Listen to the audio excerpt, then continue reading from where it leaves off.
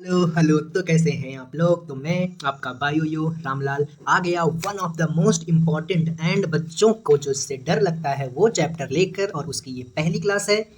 देखो, कठिन है रोटेशनल मोशन। अपने को सिर्फ नीट में आने वाले सवालों पे ध्यान देना है। नीट में सवाल सिंपल सिंपल आते हैं। कुछ चीज़ें आपको याद करनी पड़ेगी। कुछ जगह अपनी बायो की शक्ति लगाओ, और ज़्यादा जगह नहीं, 2-3 जगह मैं तरीके बता दूंगा। तरीके कैसे बताऊंगा? 3-4 चीज़ों का आपको मोमेंट ऑफ इनर्शिया याद करना होगा। किसका किसका? रिंग का, होलो, उसके बाद डिस्क, उसके बाद सॉलिड स्फीयर। बस 4 चीज़ों का। और सिर्फ सेंटर के अबाउट। उसके बाद की सारी आप ऐसे निकाल लेंगे, खुद रटना नहीं पड़ेगा। 4 का तो रटना ही पड़ेगा भाई, सिर्फ 4 का, और सिर्फ सेंटर ऑफ मास के अराउंड। बाकी डायमीटर पे, साइड में, सब बहुत अच्छे से करा दूंगा, इसकी गारंटी है। जैसा मैंने खुद याद किया है वैसे ही आपको तरीका बता दूंगा। अगर आपने तरीका पकड़ लिया तो भाई आपको याद करने की जरूरत ही नहीं पड़ेगी। चीज़ें जो नॉर्मली बच्चे रटते हैं और भूल जाते हैं, कहाँ पर mr² 2 होगा, कहाँ पर 3/2 होगा, कहाँ पर 5/3 होगा, कुछ जरूरत नहीं है। सिर्फ 4 चीज़ों का सेंटर ऑफ मास के अराउंड याद कर लेना। सारी चीज़ें आप उन पैरेलल एक्सेस थ्योरम से फटाफट से कर देंगे। उसमें कहाँ थे हम पहला सवाल जो है, पिछले वाले में एक क्वेश्चन छूट गया था, सर ने इसमें कराया था, तो कर लेते हैं। मुझे पता नहीं था, वरना मैं उसी में इनक्लूड कर लेता।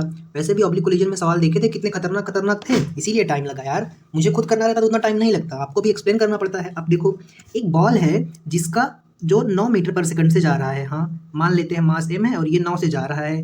Collide with another ball at rest, दूसरा बॉल है वो रेस्ट पर है। इसकी स्पीड सेम है कि नहीं है नहीं पता, m1 m2 मान लो, ये इसको m1 मानो, इसको m2 मानो। After the collision the direction of each ball make angle 30 degree. Collision हो गया। कोलिजन के बाद ये दोनों बॉल 30 डिग्री बना रहे हैं ओरिजिनल डायरेक्शन से। ओरिजिनल ये था, ये ओरिजिनल था, इससे ये कितना डिग्री बना रहे हैं? 30 डिग्री, मतलब एक बॉल इधर एक बॉल इधर, और ये इससे 30 बना रहे हैं। ये वाला थीटा कितना है? 30 is equal to 30 is equal to 30। तो उससे क्या? तो रेशियो ऑफ वेलोसिटी दोनों बॉल की आफ्टर कोलिजन, एक मान लेते हैं ये v1 है, ये मान लेते हैं v2 है, इसको मान लेते हैं u1 है, इसको मान लेते हैं u2 है। ठीक, अब मुझे बताओ कौन सा कोलिजन है। यार समझ तो नहीं रहा है कौन सा कोलिजन है। इलास्टिक, इलास्टिक परफेक्टली नहीं बोला, इन इलास्टिक भी नहीं बोला, ई की वैल्यू भी नहीं दी है। तो कैसे करेंगे? देखो, अगर हमको कोलिजन का टाइप ना पता हो, फिर भी हमको एक चीज़ पता होती है कि तीनों कोलिजन में बिफोर कोलिजन इस वाले का मोमेंटम इस वाले का मोमेंटम बराबर होगा। तो हम वही करके यहाँ पर वैल्यू निकाल लेंगे। स्टार्ट करेंगे पहले से। अब लेकिन हम एक चीज़ यहाँ पर ध्यान देंगे, ये मेरा दो दो एक्सेस में गया है, तो हम एक काम करेंगे, हम एक बार एक्स एक्सेस में मोमेंटम बैलेंस करेंगे, फिर वाई एक्सेस में मोमेंटम बैलेंस करेंगे, बिफोर कोलिजन और आफ्टर कोलिजन। बिफोर कोलिजन तो इसकी एक बार वेलोसिटी इसको तोड़ के लिख भी लेते हैं, वेक्टर तो पढ़े ही होंगे, पूरी उम्मीद है। ये इधर 30 है, तो ये क्या हो जाएगा? v2 cos theta. हाँ, ये क्या हो जाएगा? v1, एक सेकंड, v2 ही होगा, v2 sin थीटा। इस साइड हो जाएगा, इस साइड क्या होगा? इस साइड ये v1 cos थीटा होगा, और इस साइड ये v1 sin थीटा होगा। ठीक है, कोई दिक्कत नहीं यहाँ तक। sin 30 पकड़ लो, sin 30 cos 30। ठीक है, 30 सब में 30 कर लेना। अब हम क्या करते हैं, एक्स एक्सेस में इनिशियल मोमेंटम और फाइनल मोमेंटम हम बैलेंस करेंगे। क्या है अपना इनिशियल मोमेंटम? इनिशियली ये जो बॉडी है u1 वाली, जिसका मास हमने क्या माना? m1। अच्छा, कहीं पे आइडेंटिकल मास दिया है क्या? Identical a ball with speed 9 ये देखो, मैंने देखो क्वेश्चन पढ़ने में गलती की। ये गलती आप भी कर सकते हैं। जल्दी करते हैं फटाफट से। क्या है भाई? m, ये वाला m एक्स एक्सेस में जा रहा है, किससे? 9 मीटर पर सेकंड से। और भाई ये वाला तो रेस्ट में है, तो इसमें +0 हो जाएगा। अब इज इक्वल टू कर देंगे, इज इक्वल टू वहाँ जगह नहीं है तो यहाँ कर लेते हैं। इज इक्वल टू, ये इसमें बताओ कौन कौन एक्स एक्सेस में जा रहा है। यहाँ पर एक v1 जा रहा है, v1 cos 30 plus v2 cos 30।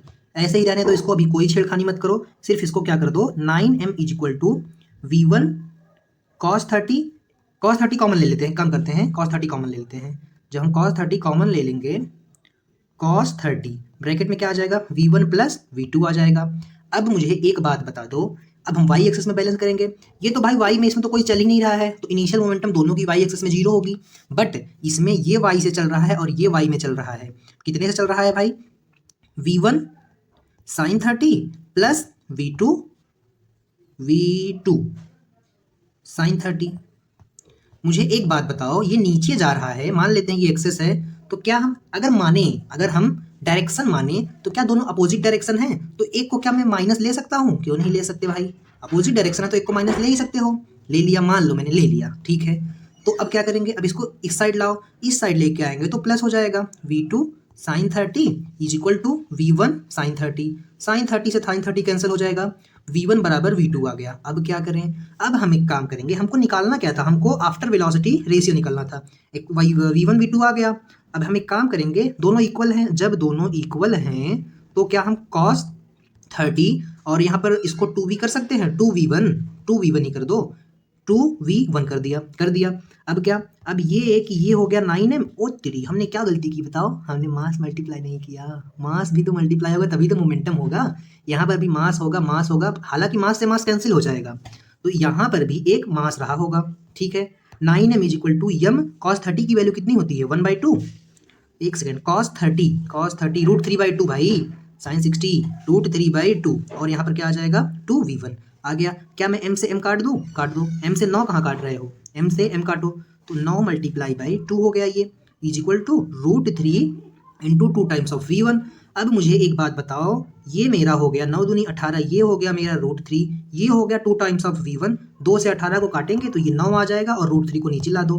हम क्या करेंगे, √3 से दोनों ऊपर नीचे मल्टीप्लाई कर देंगे, तो ये हो जाएगा 9 √3 और नीचे हो जाएगा 3, 3 त्रिक का 9, तो 3 √3 मेरा v1 आ गया। हमको क्या बताना था, हमको यही बताना था कि x और y का रेशियो है, तो x कितना होगा, तो x v1 है और v1 मेरा 3 √3 है। आगे चलेंगे अगले सवाल पर। मोमेंट ऑफ इनर्शिया निकालना है। क्या होता है moment of inertia, moment of inertia simply होता है, जैसे कोई बॉडी अगर ऐसे चल रही है तो उसको रोकने के लिए फोर्स लगती है या चलाने के लिए फोर्स, वैसे ही मोमेंट ऑफ इनर्शिया होता है किसी गोल घूमती हुई बॉडी को रोकने का कष्ट। तो नॉर्मली जो लीनियर में फोर्स होता है वही सेम चीज रोटेशनल में टॉर्क होता है, तो टॉर्क इक्विवेलेंट टू फोर्स कह सकते हो, मतलब टर्म में, मीनिंग में। अब मोमेंट ऑफ इनर्शिया जो होती है वो होती है I is equal to mr², मतलब जितना ज़्यादा मास होगा उसको रोकने या घुमाने या चलाने का कष्ट उतना ज़्यादा होगा, और वह मास जितनी दूर तक होगा उतना ज़्यादा कष्ट होगा। इसका एग्जांपल हम अपने चार्जर से लेंगे। मेरा चार्जर ना खराब हो जाए भाई।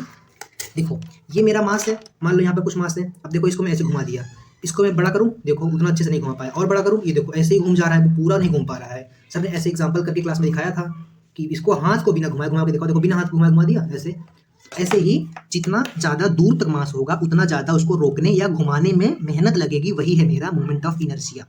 अब एक बात बताओ, जो मोमेंट ऑफ इनर्शिया होती है वो डायरेक्टली प्रोपोर्शनल मास के और रेडियस के, और इसकी एक खासियत ये है कि ये हमेशा ऐड होती है। जैसे सेंटर ऑफ मास क्या होता था, पीछे होने पर सब्ट्रैक्ट हो जाता था, लेकिन ये ऐड हो जाएगी। और ये जो आर है ना, आर ये जिस एक्सेस पे घुमा रहे हो, फॉर एग्जाम्पल ये है, ये मेरा एक्सेस है, ऐसे घुमा रहा हूँ, तो इस एक्सेस से परपेंडिकुलर डिस्टेंस, मतलब अगर ये ऐसा है तब भी मैं ये वाला डिस्टेंस लूंगा। अरे यार ये तो बड़ा अच्छा एग्जाम्पल बन गया मेरे इसके। देखो ये क्वेश्चन देखो, ऐसा है तो हम ये वाला डिस्टेंस नहीं लेंगे, हम इसका ऐसा वाला डिस्टेंस लेंगे, ऐसा वाला नहीं लेंगे, क्योंकि हम परपेंडिकुलर डिस्टेंस लेते हैं, ऐसे घूमने का डिस्टेंस लेंगे। भले से ये ऐसे है कोई मतलब नहीं, ये कंपोनेंट तोड़ो, इसमें इसका लेंथ देखो। कैसे देखेंगे भाई, अब एक काम करेंगे, इसके लिए मुझे एंगल दे दिया है 53, तो क्या मैं लिख सकता हूँ ये 53 है, तो साइन 53 जो होता है वो होता है अपोजिट में ये है, मतलब मेरा r perpendicular divided by hypotenuse कितना है 5। साइन 53 की वैल्यू कितनी होती है मुझे भी नहीं याद है, आपको भी नहीं याद है। थीटा यहाँ रखो 5, यहाँ रखो 53 है तो यहाँ पर बड़ा वैल्यू मतलब 4 आ जाएगा, 3 नहीं आएगा। तो साइन थीटा हो जाएगा क्या, अपोजिट अपॉन हाइपोटेन्यूज, मतलब 4/5 is equal to r perpendicular divided by 5। 5 से 5 कैंसिल, तो क्या मेरी इसकी वैल्यू जो है वो 4 आ गई, हाँ 4 आ गई। अब क्या करेंगे, अब हम करेंगे formula apply simply, I is equal to mr², but ये आर परपेंडिकुलर वाला यहाँ पे होगा, तो m कितना है, मास कितना है 3 kg, आर कितना है, आर मेरा है 5 × 5 = 25, 1 सेकंड 4 है ना, तो 4 का स्क्वायर और ये हो जाएगा 16, तो 16 3 48 हो जाएगा इसका मोमेंट ऑफ इनर्शिया। आप ये वाला डिस्टेंस लगा के मत निकालना, आपकी अगर आंसर ये आया होगा जब सर क्लास में क्वेश्चन करा रहे थे क्या कि 3 × 5 × 25, तो गलत होगा। आगे चलेंगे अगले सवाल पर। अब देखो एक आयरन है एक वुड है, ठीक है, दोनों का मास सेम है और सेम लेंथ है, मतलब ये भी 2l लेंथ है और इसका टोटल मास जो है वो इसका भी m है और टोटल मास इसका भी m है। तो मुझे एक बात बताओ, मान लेते हैं ये मेरा आयरन का पार्ट है, ठीक है, ये मेरा आयरन का पार्ट है, ये आयरन का पार्ट है, तो आयरन तो हमेशा वुड से तो मोटा वजन ही होता है। तो देखो मैं अगर इसको यहाँ से देखो, ये मान लो वुड है, मैं इसको ऐसे घुमाना चाह रहा हूँ, ठीक है, ऐसे, तो ये मेरा वुड वाला पार्ट है, ये मेरा आयरन वाला। तो बताओ इसके एक्सेस के मास ज्यादा दूर कहाँ, अच्छा सिंपली देखो एग्जांपल दे देते हैं, दादाजी की लाठी वाला देने वाला था लेकिन उससे अच्छा एग्जांपल मिल गया। मुझे एक बात बताओ, मोमेंट ऑफ इनर्शिया होता क्या है, घुमाने या रोकने का कष्ट। अब मैं जब इसको ऐसे रखूंगा, ये मेरा वुड वाला पार्ट है, ये मेरा उसका पार्ट है आयरन वाला। तो जब मैं इसको ऐसे घुमाऊंगा ना तो मुझे ज़्यादा मेहनत करना पड़ रहा है, लेकिन जब मैं वुड वाला पार्ट इधर कर लूंगा और अब इसको ऐसे ऐसे घुमाऊंगा तब मैं इसको आसानी से घुमा लूंगा भाई, तब मुझे उतना मेहनत नहीं लगेगी। तो सिंपली ऐसे भी आप कह सकते हैं। तो इसका जो घुमाने का कष्ट होगा वो मेरा ज़्यादा होगा, मतलब I2 ज़्यादा होगा, I1 कम होगा, क्योंकि इससे दूर है ज़्यादा मास और इसके पास है ज़्यादा वाला मास। समझे कि नहीं? अब ऐसा कोई चीज़ होगा घर में, उससे ट्राई करके देखना या दादाजी की लाठी ऐसे होती है, ऐसे होती है, तो उसमें नीचे लोहा लगा रहता है, लोहा। तो जब लोहा नीचे लगा रहता है ऐसे, तो आप अगर दादाजी की लाठी लेंगे और ऐसे घुमाएंगे तो यहाँ से घुमाने में आसानी से घूम जाएगा, यहाँ से घुमाने में ज़्यादा मेहनत लगेगी जब लोहा वाला पार्ट नीचे रहेगा। लेकिन जो नीचे वाला पार्ट रहता है वो वाला पार्ट पकड़े घुमाओगे तब आसानी से घूम जाएगा। समझे कि नहीं? मोमेंट ऑफ इनर्शिया को इसीलिए कहते हैं घुमाने का कष्ट, जो कि बहुत सही डेफिनेशन है सच में। तो यहाँ से I2 ग्रेटर देन I1 हो गई। अब देखो, अब सिंपली ये भी वैसे ही हो जाएगा। ये नीट PYQ है, पहले बता देता हूँ, नीट में आया हुआ सवाल है। अब इसके पास मान लो इसको ऐसे डाल के इसमें घुमा रहे हैं, कैसे बताऊँ अब इसको। मान लो ये है, ये इसके पास है, ऐसे मैं इसमें इसमें ऐसे अंदर घुसाऊंगा, घुसा के बनाऊंगा। रुको रुको, ठीक है यार, इतना अज्यूम कर सकते हो, इतना मुझे टाइम थोड़ी है कि रिवाइज भी करा दूँ, कंसेप्ट भी थोड़ी सिखाने आया हूँ, रिवीजन कराने आया हूँ, क्वेश्चन का पढ़ के आए होगे तब ज़्यादा मजा आएगा। तो इसके पास देखो, इससे दूर देखो, इससे दूर ज़्यादा मास है, ये देखो, ये पूरा दूर दूर दूर दूर दूर दूर दूर। तो इसको घुमाने में कष्ट ज़्यादा होगा, मतलब मेरा I1 बड़ा होगा। और देखो इसके पास में ज़्यादा वाला मास इसके पास में है, ज़्यादा वाला मास, जैसे देखो ज़्यादा वाला मास इसके पास में था, इसीलिए ये इसका घुमाने का कष्ट कम हो गया, मतलब I1 कम हो गया। वैसे ही इसको घुमाने का कष्ट कम हो जाएगा, तो यहाँ पर I2 कम हो जाएगा। आगे चलेंगे नेक्स्ट क्वेश्चन पर। सिंपल है, देखो I1 I2 दो है, दोनों का मास 2m, अच्छा इसका मास m है, ये L है, ये L है। तो बताओ मोमेंट ऑफ इनर्शिया क्या होगी। सिंपल है, क्या लिखेंगे, I, ऐसे तो भी रॉड इसको मत मान लो, जस्ट एक केस मानो, रॉड वॉड छोड़ो अभी, ठीक। I1 क्या होगा, m इंटू आर क्या है 2l, तो 2l का स्क्वायर मतलब कितना हो जाएगा 4ml का स्क्वायर। ये हो गया इसका मोमेंट ऑफ इनर्शिया। इसका क्या होगा, इसका होगा I2 into 2m into L का स्क्वायर, तो ये कितना होगा 2ml स्क्वायर। तो मेरा इसका मोमेंट ऑफ इनर्शिया कम आया, इसका ज़्यादा आया। क्या सीख मिली इस सवाल से, इस सवाल से ये सीख मिली कि मोमेंट ऑफ इनर्शिया मास से ज़्यादा लेंथ पे डिपेंड करता है। जैसे कोई मास है उससे ज़्यादा वो लेंथ पे डिपेंड करेगा, मतलब ज़्यादा लंबा दूर तक मास होगा तब ज़्यादा कष्ट होगा एज कंपेयर मास अगर पास होगा। अब देखो ये एक और सवाल आ गया। अब मुझे एक बात बताओ, इसको पता नहीं कैसे आप लोग अज्यूम नहीं कर पाते हो कि which on the following correct, कौन सा स्टेटमेंट करेक्ट है, किसका मोमेंट ऑफ इनर्शिया ज़्यादा होगा। जब ऐसे घुमाएंगे, इसके लाइन, इसके लाइन, इसके लाइन। मुझे एक बात बता दो, अगर मैं इसके अराउंड घुमाता हूँ तो सबसे ज़्यादा मास इससे चिपका है, और ये देखो इसकी डिस्टेंस, इसकी डिस्टेंस देखो, इसकी यहाँ से यहाँ, यहाँ से यहाँ, ये जितना दूर है, मतलब मान लेते हैं ये 2 मीटर है, मान लेते हैं जस्ट अज्यूम, और ये 2 मीटर है, और अब इस पे मानते हैं सबसे मैक्सिमम वाली दूरी लेंगे, तो यहाँ से खींचूंगा तो ये कितना मीटर हो गया, ये मेरा 3 मीटर हो गया, या 4 मीटर पकड़ लो। तो क्या अगर ये 2 मीटर है, 2 मीटर दूरी है और ज़्यादा मास इससे चिपका हुआ है, तो सबसे कम जो मोमेंट ऑफ इनर्शिया होगा वो होगा किसका, सी ए का, सी ए का। सी ए का सबसे कम किसमें है, इसमें तो नहीं है, इसमें है, ये भी नहीं होगा, इसमें और इसमें सी ए का सबसे कम होगा। कैसे, सबसे छोटा एल है इसका, समझे कि नहीं, और इसके नज़दीक ज़्यादा मास चिपका हुआ है। अब आते हैं हम बीसी पर। बीसी पर आ गया, देखो बीसी पर कम मास चिपका, देखो इसको यहाँ यहाँ यहाँ यहाँ इतना दूर तक मास चिपका, इसमें सिर्फ इतना ही दूर तक चिपका है, तो ये एम वाला फैक्टर। दूसरा एल वाला फैक्टर, ये देखो कितनी दूर तक गया है, इतनी दूर तक गया है, इसीलिए इसका मोमेंट ऑफ इनर्शिया तीनों में सबसे ज़्यादा होगा क्योंकि साइड सबसे छोटी है। तो मेरा ये सर ने लिख भी दिया था क्या यार बद तरीके। तो इसका मोमेंट ऑफ इनर्शिया सबसे कम होगा और इसका सबसे ज़्यादा, इसका सबसे कम, इसका सबसे कम इसमें नहीं है, इसी में है, तो यही वाला हो जाएगा। आगे चलेंगे, मोमेंट ऑफ इनर्शिया बताना है दो इसके बीच में, तो सिंपली आप इसका याद कर लीजिएगा। ऐसा क्वेश्चन नीट में आया हुआ है, एक 2 kg का, एक चेयर का 4 kg का है, तो बताओ moment of inertia perpendicular line. तो इसको हम डिराइव भी कर सकते हैं, लेकिन कोई मतलब नहीं डिराइव करने का, डेरिवेशन तो एग्जाम में आएगा नहीं। तो इसका जो मोमेंट ऑफ इनर्शिया होगा वो कितना होगा, वो रिड्यूस मास जैसा होगा। रिड्यूस मास क्या होता है, I is equal to r square, तो होगा यहाँ पर जो m आएगा वो m1 into m2 divided by m1 plus m2 जैसा होगा। तो यहाँ पर m1 into m2 divided by m1 plus m2, ये माइनस नहीं है, ये m ही है। अरे यार रुको, m1 into m2 divided by m1 plus m2, और ये मेरा आर स्क्वायर से मल्टीप्लाई। तो ये मास ऐसे इस तरह से रिड्यूस मास जैसा लेंगे। क्या हमने सेम चीज़ कोलिजन में नहीं की थी, काइनेटिक एनर्जी लॉस में। बगल में यार दीवार ठोक रहे हैं, मेरा दिमाग गर्म हो रहा है। ऐसा क्वेश्चन नीट में आया हुआ है, ठीक। तो इसका मोमेंट ऑफ इनर्शिया आपको बताना था, इसको ऐड करना था। रुको, तो इसका मोमेंट ऑफ इनर्शिया हम सीधे सीधे लिख देंगे, I is equal to 4 multiply by 2, 4 plus 2 multiply by r square. तो ये 4 दूनी 8 बाई 10 इंटू आर स्क्वायर, मतलब कितना हो गया 4/5 का r², ठीक है। अब रॉड का मोमेंट ऑफ इनर्शिया का 2-3 केस है, वो हमको जानना है, इंटीग्रेशन नहीं सीखना है। जो रॉड का मोमेंट ऑफ इनर्शिया होता है एंड के परपेंडिकुलर, वो ml²/3 होता है, किसके अबाउट, एंड के। और जो मोमेंट ऑफ इनर्शिया रॉड के बीच में से होता है वो होता है ml²/12। अब ये कम है, ये ज़्यादा है, क्यों? ये अगर बीच में होगा, अगर ये कोई चीज़ ऐसे है और इसको बीच में से घुमाओगे तो कष्ट कम होगा, और अगर ऐसे ऐसे घुमाओगे तो कष्ट ज़्यादा होगा, इसीलिए ऐसा होता है। अब हमको परपेंडिकुलर डिस्टेंस लेनी रहती है, तो अगर कोई ऐसा रॉड दे दे और उससे थीटा दे दे, तो हम सीधा सीधा एल कॉस थीटा लिख के, एल साइन थीटा लिख के, थीटा इधर से दिया है तो एल साइन थीटा लिख के तब उसका मोमेंट ऑफ इनर्शिया एंड के अबाउट लिखेंगे, ठीक। अगर रॉड मान लो ऐसे खड़ा खड़ा दे दिया तब क्या करेंगे? ये इसके सारे मास देखो, सारे पॉइंट एम डिस्टेंस पे ही हैं, तो ये सिंपली मास इनटू डिस्टेंस हो जाएगा। तो डिस्टेंस कितना है इसके बीच में, सबके बीच में r ही है, तो इसमें कोई रॉड का अलग से फॉर्मूला नहीं लगेगा, ये सिंपली r² हो जाएगा। आगे चलेंगे अगले सवाल पर। अब देखो 4 पॉइंट मास हैं, ये मुझे परपेंडिकुलर बनाना। अब ये हो गया perpendicular to plane, perpendicular to plane हो गया। 4 पॉइंट मास है, हमको कॉर्नर पर चारों रखे हैं स्क्वायर के, तो परपेंडिकुलर टू प्लेन हमको मोमेंट ऑफ इनर्शिया बतानी है। क्या जितनी इसकी डिस्टेंस यहाँ से उतनी ही इसकी है, उतनी भी इसकी, उतनी इसकी। तो क्या हमको पता है कि डायगोनल, अगर इसका लेंथ l है, इसका लेंथ l है, तो ये डायगोनल जो होता है वो √2 टाइम्स l होता है। याद रखने की कोई जरूरत नहीं है। कैसे करें तब?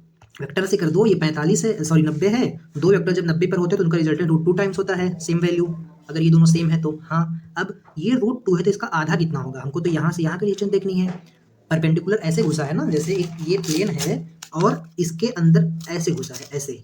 अब बतानी है मोमेंट ऑफ इनर्शिया, तो ये चारों इक्वल डिस्टेंस पर हैं। हाँ, चारों इक्वल डिस्टेंस पर हैं, तो इक्वल कितना डिस्टेंस है, वो √2l/2 डिस्टेंस पर है। मतलब √2l/2 को हम अगर कैंसिल करेंगे 2 से, तो ये l/√2 आ जाएगा।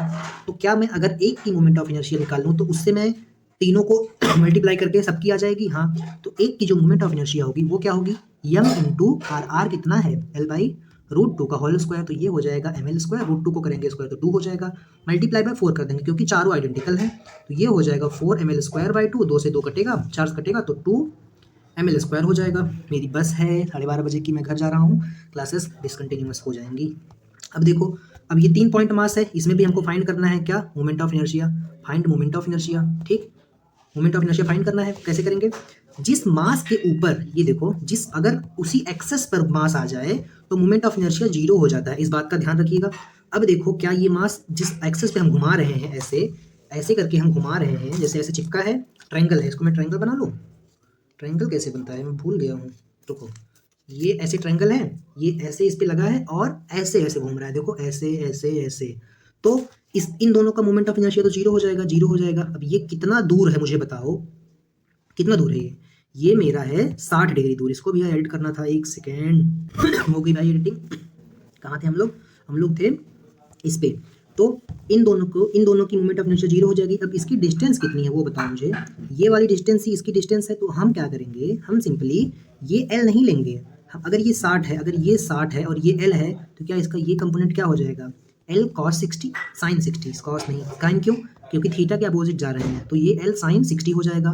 तो क्या मेरी जो हाइट है वो l sin 60 आ गई। अब मैं इन दोनों की वजह से मोमेंट ऑफ इनर्शिया 0 होगा, बट इसकी वजह से होगा, तो ये हो जाएगा यम r की जगह पर क्या है l sin 60, तो sin 60 की वैल्यू कितनी होती है, √3/2, तो ये मेरा आ जाएगा moment of inertia. 1 second, sin 60 का स्क्वायर करेंगे ना, तो ये हो जाएगा यम l का स्क्वायर इंटू 3/4, ठीक।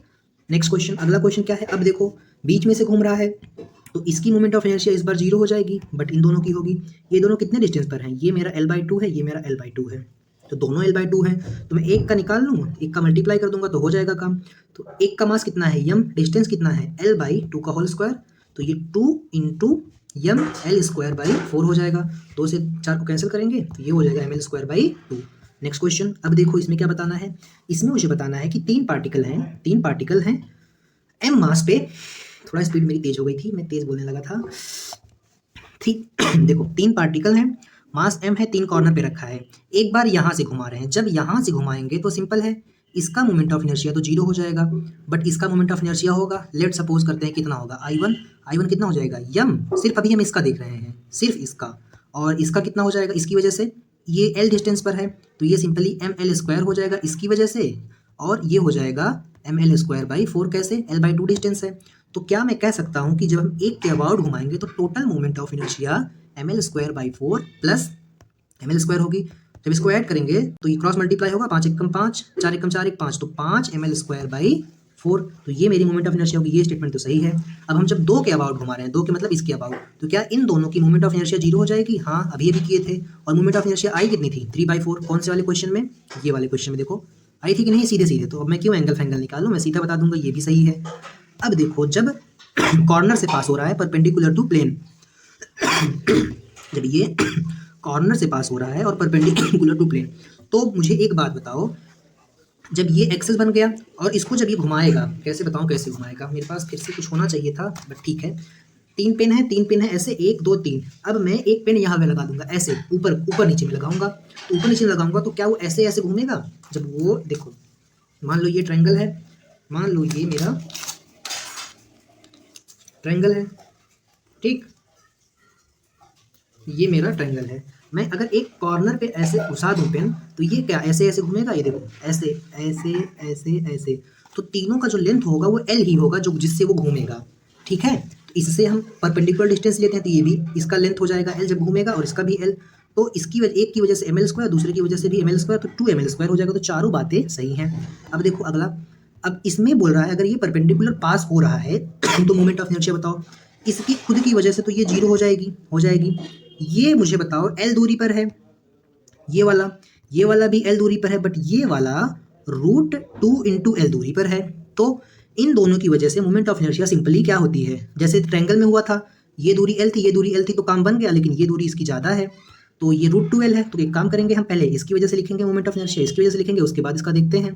तो मोमेंट ऑफ इनर्शिया हो जाएगी ml² plus ml² plus m × √2l का होल स्क्वायर। तो कितना हो गई? ये हो गई 2ml² और ये हो गई m × 2 √2 का स्क्वायर, 2 ही होगा ना, l²। तो टोटल कितनी आ गई? 4ml का स्क्वायर। तो ये मेरी मोमेंट ऑफ इनर्शिया आ जाएगी जब इसके परपेंडिकुलर घुमाएंगे। मेरा आंसर करेक्ट है? हाँ, आई एम करेक्ट। अब देखो, अब दूसरी चीज, अब क्या, अब मुझे बतानी है कि अगर मैं डायमीटर के अबाउट पास करूं पैरेलल टू प्लेन, मतलब ये मेरी बुक है, मान लो मैं इसको ऐसे पास कर रहा हूँ, ऐसे पास कर रहा हूँ। जब ऐसे पास करूंगा और ऐसे घुमाऊंगा, ऐसे ऐसे ऐसे, तो मेरी मोमेंट ऑफ इनर्शिया कितनी आएगी? एक बात और बतानी थी, चलो अगली क्लास में बताएंगे। बहुत सारी चीज़ें कुछ बातों से आसान हो जाती है। तो इन दोनों की वजह से मोमेंट ऑफ इनर्शिया 0 0 हो गया। तो पहले 0 था, फिर 0 हो गया। अब ये वाला कितना दूरी पर है? ये वाला सिंपल है भाई, l/√2 पे दूरी पर है, और ये वाला भी l/√2 दूरी पर है। तो क्या हमने पिछले वाले क्वेश्चन में ऐसा क्वेश्चन किया था कि 2 टाइम्स ऑफ m × l/√2 का होल स्क्वायर? हाँ, तो ये हो जाएगा 2m l/2, 2 से 2 कैंसिल, और ये इसका आंसर आ जाएगा ml²। सिंपल है भाई, कितना सिंपल है। अब देखो, इस क्वेश्चन में जो कंसेप्ट लगा है कि तीनों का मोमेंट ऑफ इनर्शिया, देखो इसका हमने निकाल लिया, ml² आया है।